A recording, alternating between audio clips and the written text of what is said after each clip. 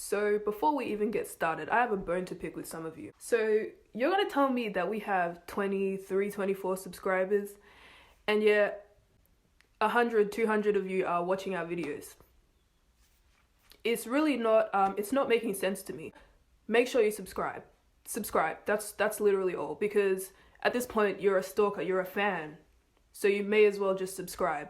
Anyways, now onto the video. Good morning everyone. So exam time is coming up. We have exactly 1 week until our final exam. A week's time. So we thought it would be a beneficial and good idea to make a video where we show you guys how we are preparing and studying for our exams. We wanted to show you how we revise for some of our subjects and how we spend the day doing revision. But yeah, it's just a little insight for you guys to sort of compare how you guys may be studying, get any tips. Yeah, we hope you guys enjoy. Okay, I'm just going to run through some exam study revision must-haves, okay? So first, your laptop. Any type of device, it really does not matter. 2, these are my AirPods, any type of listening device, earphones, headphones, whatever it is, something that you can play music in. Obviously, like, if you're alone, then you can just have it playing, but if you've got like family around, you just need them, all right? Depending on each subject, your study material. So this is an example for psychology. So I've got my cue cards. It'll help you a lot. Water, drink bottle, anything.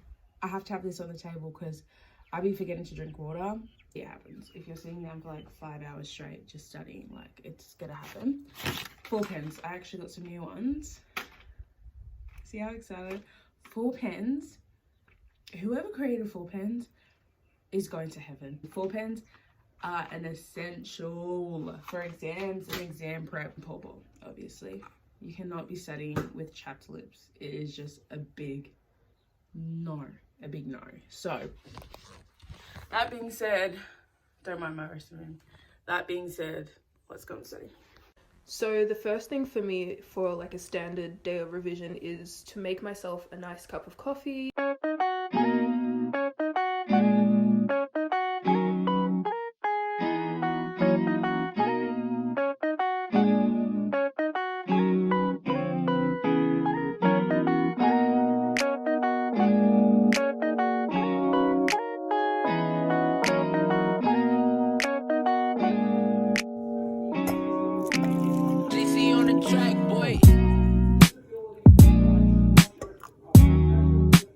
Morning, I just had breakfast, finished my business on the toilet, and I'm going to be starting the day off by finishing this creative writing project that I did with my friend. And yeah, I'm looking forward to finishing it. In the mornings, I like to be pretty ambitious. I like to start off with like a kind of like a big task so I can set the momentum for the day, and then it sets the tone. So I tend to be more productive when I do that, and it's a lot easier to be productive in the morning. You're generally a lot more motivated, whereas when it comes to later, like in the evening, I try to tone down the activities that I do. To start off my morning, I have my breakfast because I can't function without food.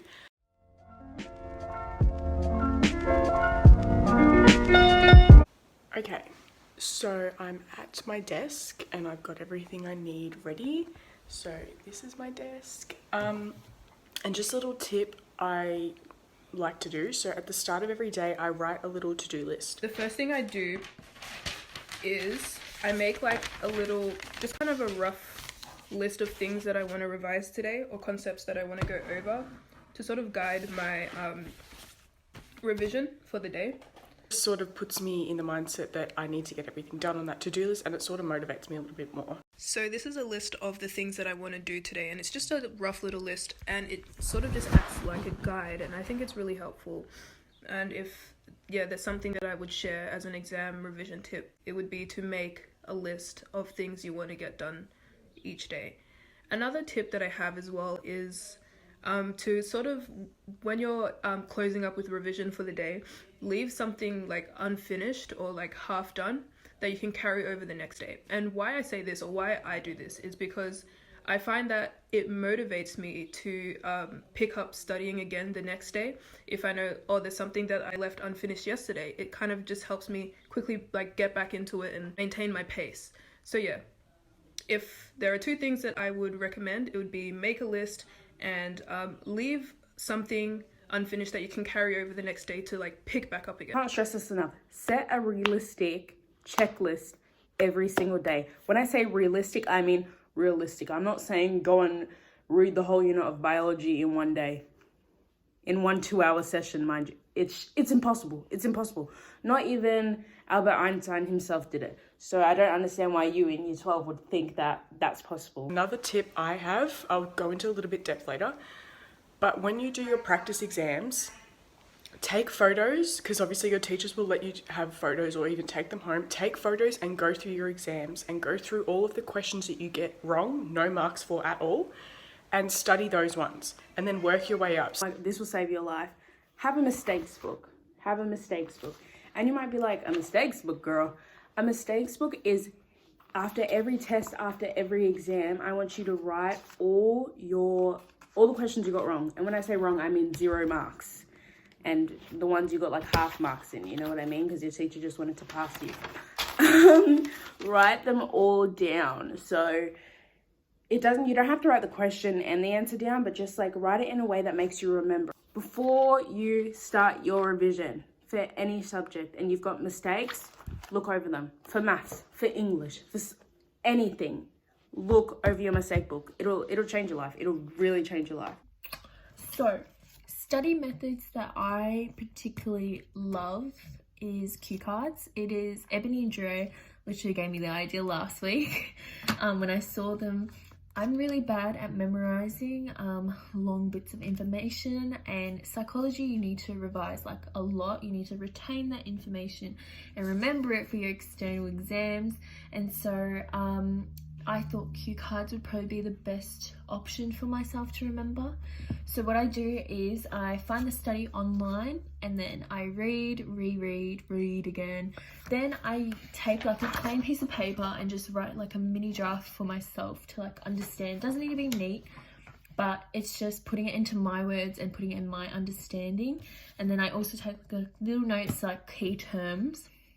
And then I go through and I put it in cue cards, and by the time I'm writing it on the cue cards, I'm already like starting to remember all of the main bits of the study that you need to remember.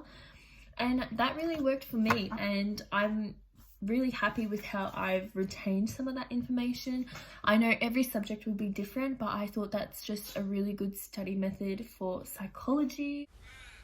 It is 12 p.m. and from 12 until 3 I'm going to be smashing out 3 hours of work.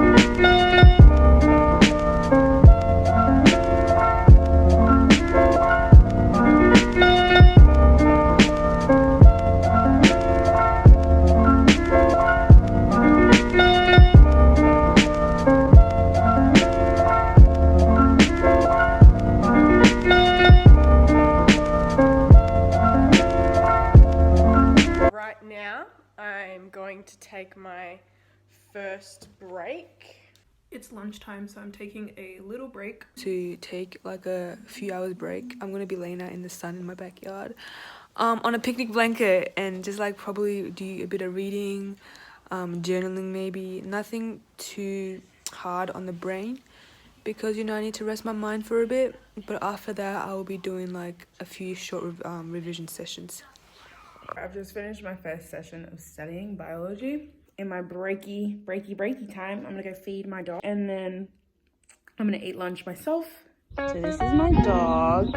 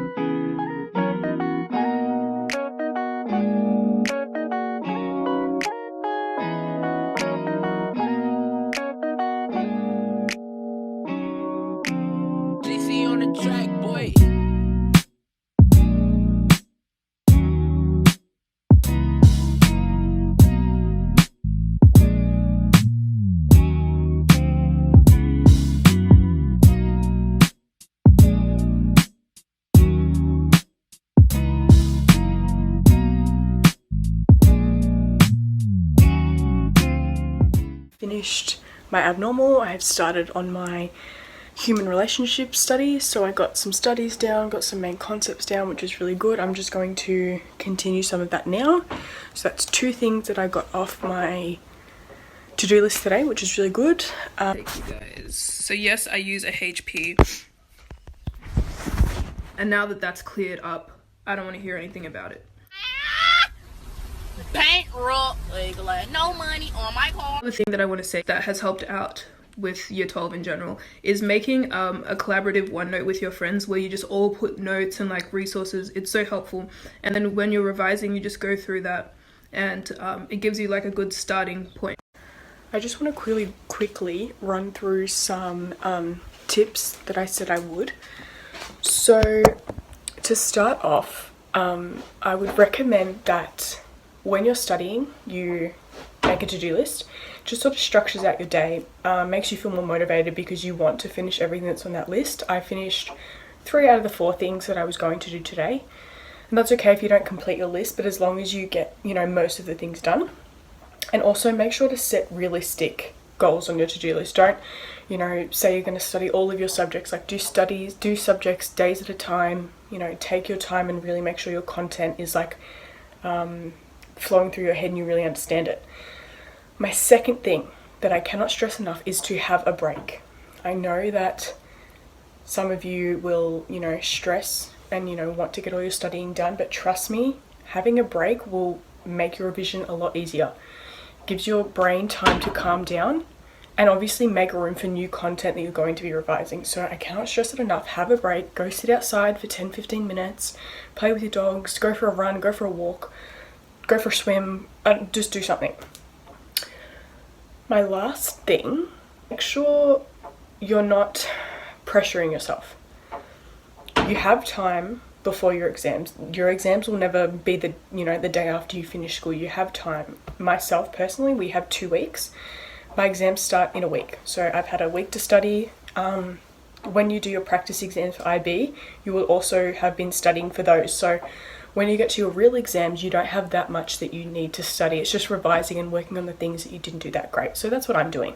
Practice questions are so important, especially when you're revising for exams. It helps you to get your mind into the exams and just be like, okay, what could they possibly ask me? Do I know how to do that? You know, things like that. So today has just been just me smashing out the stuff that I put on my list. So I'm just going to go ahead and end the video here.